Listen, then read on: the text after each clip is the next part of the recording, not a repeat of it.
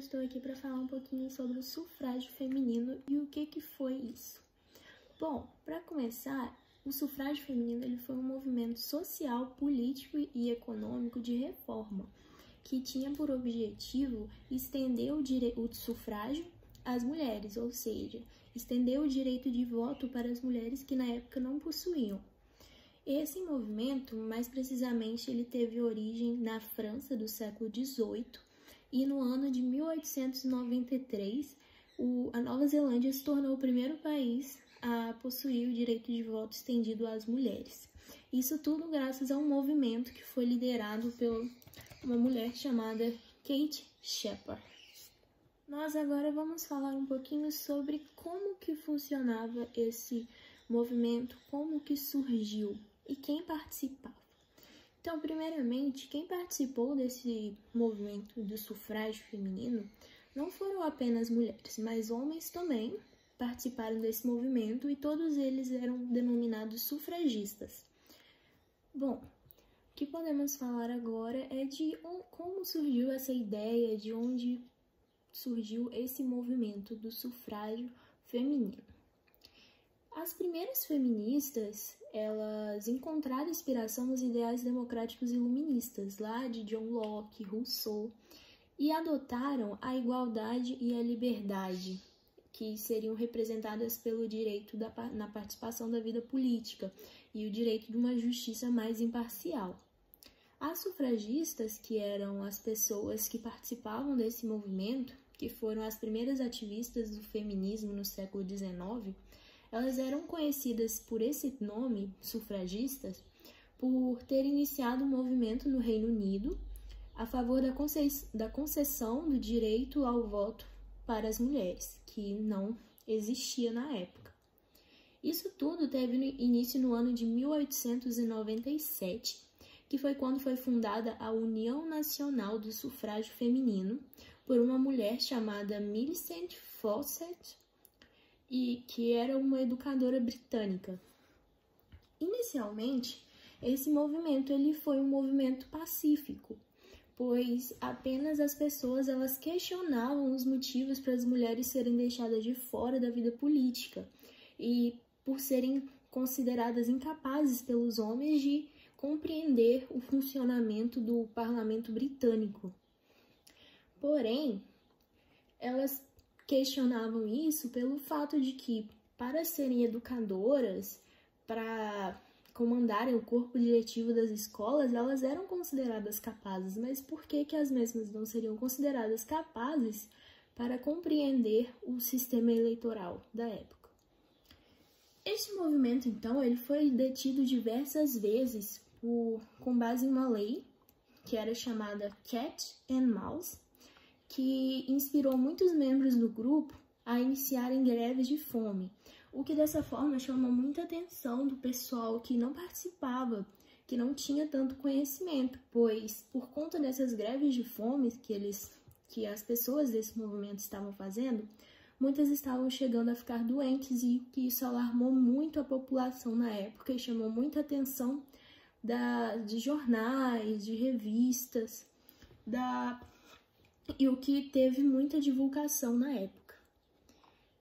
Porém, nem sempre esse movimento ele foi um movimento pacífico. Também houve momentos em que tiveram confrontos entre sufragistas e policiais, o que em um desses confrontos resultou em uma morte, que foi a morte de uma militante chamada Emily Davison, que ela se atirou à frente do cavalo do rei da Inglaterra e assim ela se tornou a primeira mártir do movimento. A sua morte, na época, logo do acontecido, causou muita repercussão e muita comoção pelo movimento, que não era tão conhecido assim na época, lá do ano de 1910. Porém, só foi obter um pequeno sucesso, vamos assim dizer, no ano de 1918, ou seja, 8 anos depois do acontecido, que foi quando houve a aprovação do voto feminino no Reino Unido. Porém, também devemos analisar agora que na Arábia Saudita, até o ano de 2011, não era garantido o direito de voto às mulheres. Então você vê, é algo que hoje em dia para nós, pelo menos assim no Brasil, é algo normal, vamos assim dizer. Porém, em outros países não foi assim tão fácil. Agora falando um pouquinho mais voltado para o Brasil, como que funcionou essa conquista do voto feminino aqui em nosso país. Primeiramente, podemos dizer que tudo começou em 1932, que quando o voto feminino ele realmente foi conquistado, porém, ele só veio a ser incorporado na Constituição Federal de 1934, 2 anos depois, e ainda assim de forma facultativa, pois somente no Código Eleitoral de 1965 que foi equiparado o voto feminino ao dos homens. Ou seja, muitos anos depois de ter sido incorporada à Constituição, porém ainda não era de uma forma igual. Tipo, havia um tratamento diferente para as mulheres e para os homens. E a história do voto feminino no Brasil, ela começa quando as mulheres elas passam a reivindicar mais os direitos na esfera política. E a primeira vez que uma mulher votou no Brasil foi em 1880. Temos como pioneira, ou seja, a primeira mulher a votar no Brasil, uma dentista chamada Isabel de Matos Gilon, que ela aproveitou de introduções promovidas pela Lei Saraiva na legislação brasileira da época, que era uma lei de 1880 que dizia que todo brasileiro possuidor de um título científico poderia votar. Então, por essa razão, Isabel usou dessa brecha para exercer o seu direito e, assim, solicitar sua inclusão na lista de eleitores do estado em que ela morava, que no caso era o Rio Grande do Sul. Porém, a República ela não ampliou esse direito a todas as mulheres, ela apenas abriu uma exceção neste caso. E apenas dizia que cidadãos maiores de 21 anos poderiam votar. Mas devido a épocas, como que funcionava, claramente isso excluía as mulheres. E a Constituição de 1891 também não dizia nada a respeito da criação de um partido político exclusivamente feminino. Dessa maneira, no ano de 1910, surgiu o Partido Republicano Feminino, que foi fundado por uma professora chamada, inspirado nas sufragettes, ou como podemos dizer no português, as sufragistas inglesas. O PRF, que era o Partido Republicano Feminino, ele organizava passeatas e lutava pela educação voltada para o trabalho e pressionava dessa forma o governo para que assim eles concedessem o direito ao voto às mulheres. No ano de 1919, foi apresentado pelo senador Justo Sherman o primeiro projeto de lei sobre o voto feminino. E através da Federação Brasileira pelo Progresso Feminino, liderada por Berta Lutz, as mulheres elas fizeram um abaixo-assinado que recolheu aproximadamente 2.000 assinaturas a fim de pressionar o Senado para que essa lei fosse aprovada. No entanto, o processo ele ficou esquecido durante anos nas gavetas dos parlamentares. É importante nós ressaltarmos que, durante a Primeira República, o Brasil ele era extremamente federalizado e a competência de legislar sobre a matéria eleitoral era atribuída aos estados. E dessa forma, no ano de 1927, o estado do Rio Grande do Norte ele permitiu que as mulheres votassem. Por isso, a professora Celina Guimarães Viana, na cidade de Mossoró, ela solicitou e teve aceita sua inscrição como eleitora. E, seguindo seu exemplo, outras 15 mulheres elas se inscreveram e votaram nesta eleição.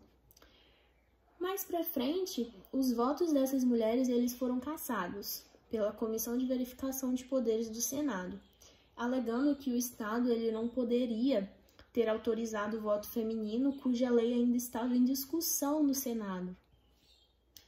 Bom, falando de mulheres que realmente fizeram a diferença durante esse movimento do sufrágio feminino, nós não podemos deixar de citar Mieta Santiago, ou melhor, Maria Ernestina Carneiro Santiago Manso Pereira.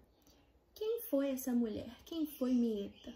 Bom, Mieta era uma estudante de direito mineira que foi educada na Europa e com aproximadamente nos seus 20 anos de idade ela resolveu retornar ao Brasil. E dessa forma, no ano de 1928, ela descobriu que o veto ao voto das mulheres era um ato inconstitucional, pois de fato contrariava o artigo 70 da Constituição Federal Brasileira do ano de 24 de fevereiro de 1891, que até então era aquela que estava em vigor na época. Então, com a garantia da sentença judicial proferida em mandado de segurança, ela conquistou o direito ao voto. E logo após a conquista do seu direito ao voto, ela votou em si mesma para o cargo de deputada federal. E podemos citar também como uma curiosidade que o nosso famoso Carlos Drummond de Andrade dedicou a ela um poema, o poema chamado Mulher Eleitora. Este foi dedicado a Mieta. No ano de 1929, em Lages, no Rio Grande do Norte, foi eleita com 60% dos votos a primeira prefeita do Brasil, chamada Alzira Soriano Teixeira. Pois, pensava, se havia alguma lei que impedia as mulheres de votar, no entanto, não havia nenhuma que as impedisse de se candidatarem. Mas, apesar de Alzira ela ter perdido o mandato com a Revolução dos 30, ela voltaria à política com a redemocratização de 1945 e seria eleita vereadora 2 vezes consecutivas. Bom, com a elaboração do Código Eleitoral do Brasil, no ano de 1932, houve a criação da Justiça Eleitoral, de eleições padronizadas e do voto obrigatório, secreto e universal, que dessa forma incluía as mulheres. No ano de 1933, durante as eleições legislativas, as brasileiras elas puderam votar e ser votadas pela primeira vez. Porém, durante essas eleições, com a elaboração do Código Eleitoral do Brasil, no ano de 1932, houve a criação da Justiça Eleitoral, das eleições padronizadas e do voto obrigatório, secreto e universal, que dessa vez incluía as mulheres. No ano de 1933, durante as eleições legislativas, as brasileiras elas puderam votar e ser votadas pela primeira vez. Durante essas eleições também foi escolhida a primeira deputada federal do país, que era uma médica paulista chamada Carlota de Queiroz. Incorporada à Constituição de 1934, o voto feminino ele foi estendido às mulheres solteiras e viúvas que exerciam trabalhos remunerados. Porém, as mulheres casadas elas deveriam receber autorização dos maridos para que pudessem votar. No ano seguinte, o Código Eleitoral de 1935 ele decretou que era obrigatório o voto das mulheres que possuíam atividades remuneradas. Porém, para aquelas que não possuíam salário, o voto ele seria considerado facultativo. Por fim, esta situação ela foi modificada com o Código Eleitoral de 1965, o que, por fim, igualou o voto feminino ao masculino. E bom, era isso que eu tinha para falar um pouquinho sobre o sufrágio feminino. Eu espero que tenha ficado claro. E é isso. Muito obrigada.